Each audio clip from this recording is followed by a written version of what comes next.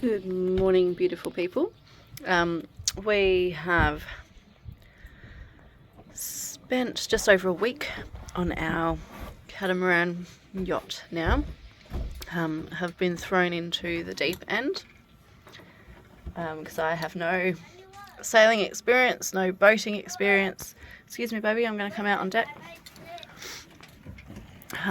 Me and my kids have just jumped aboard, and I have a beautiful friend in the yacht next to us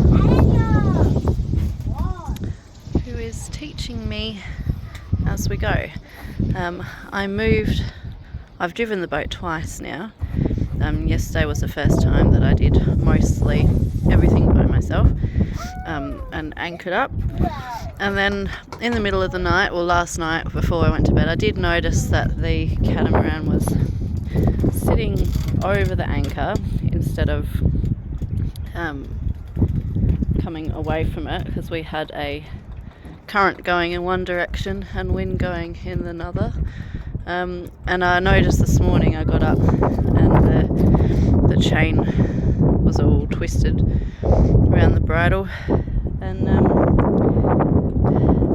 learning as I go. I thought it was for horses, but they're for catamarans too, just to stop us from bouncing around all over the place. Keeping the weight in between the two hulls rather than pulling on the anchor.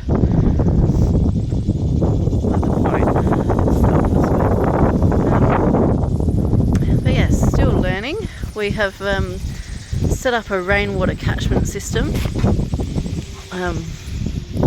Don't know how to turn the camera around, but it's basically this tarp. I've rolled it up at the moment because, as you can see, it's sunny. We're not expecting rain until the weekend, but when that's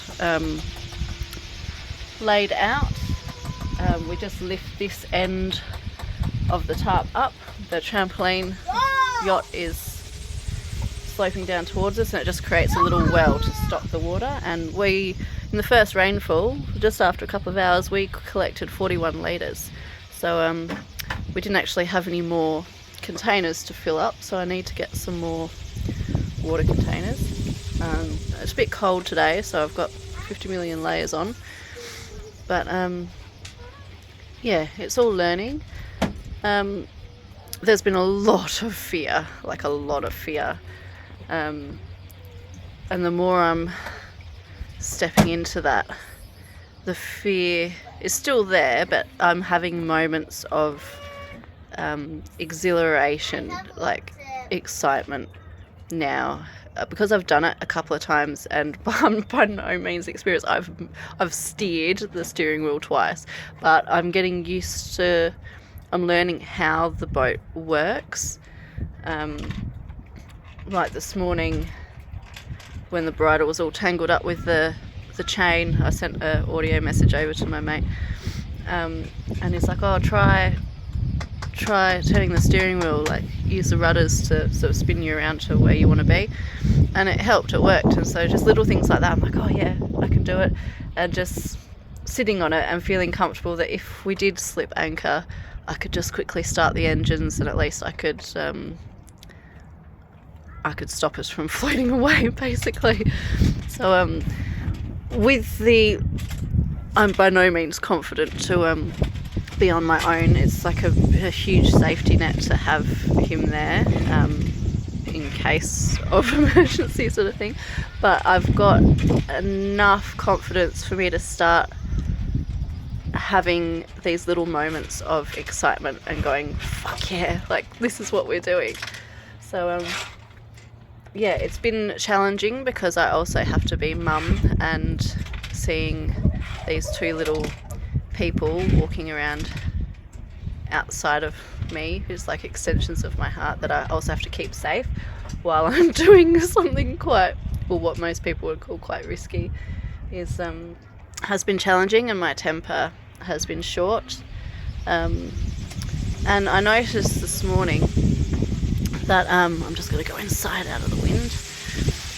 I noticed this morning that I was getting quite frustrated with the mess. It was just one thing after the other. The girls were like, "Mum, can you cook porridge? Mum, can you brush my hair?"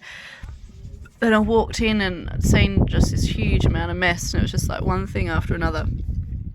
And I'm at the same time watching the anchor, because we're getting strong winds today. And at the moment we're going wind and tide in the same direction, so there's a more likely chance that we might slip anchor, but I don't know. It should be fine. But yeah, all of that sort of happened at once this morning, and I found myself getting irritable and snapping. And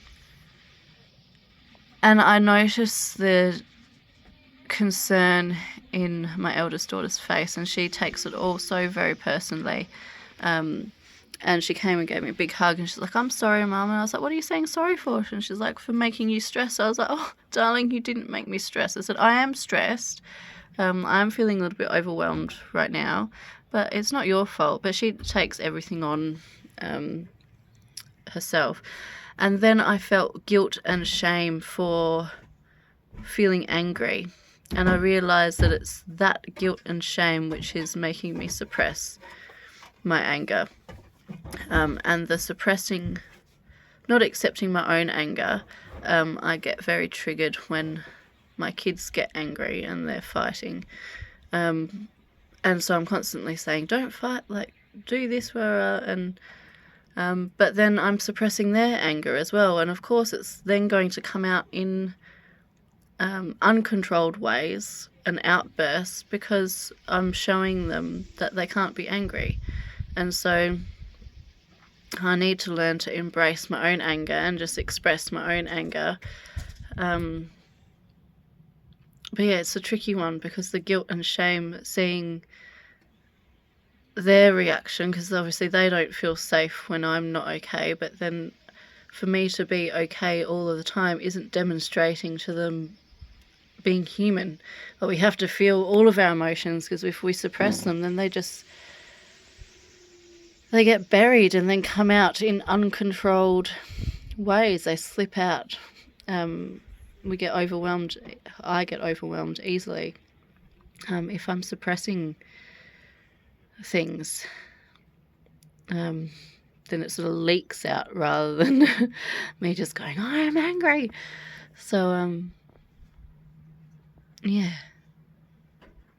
that's something for me to look at today anyway. Not just today, but yeah, something for me to be aware of and to try and notice when I'm feeling something. I do disassociate a lot, and so I do push through, and then in hindsight I realise that, oh my god, I was feeling this big thing.